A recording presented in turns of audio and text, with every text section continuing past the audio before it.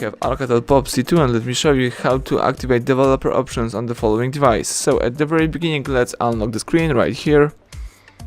Let's tap apps icon, find and select the settings. This is the settings icon. Let's scroll down to the bottom of the list and choose about phone. Afterwards, we have to find and select the build number right here. Let's tap it a couple of times, and as you can see, you are now a developer. So we can go back to the previous list, and right here under accessibility you've got developer options.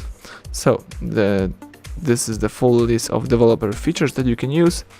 If you would like to, for example, enable USB debugging, let's go to debugging section, tap the selector. Let's read the instruction and the warning, tap OK to allow USB debugging, and that's it. You can go back and start using your device in a normal mode. So thank you for watching, please subscribe our channel and leave thumbs up under the video.